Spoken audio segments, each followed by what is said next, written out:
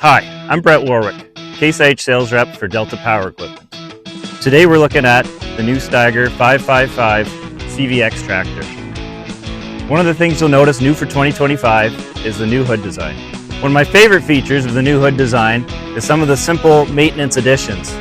Right here you'll see an easy access port for checking your engine oil before you start the machine up each day.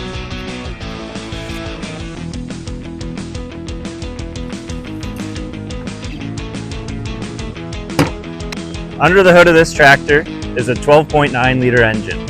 This engine puts out 555 rated horsepower or 614 horsepower with boost.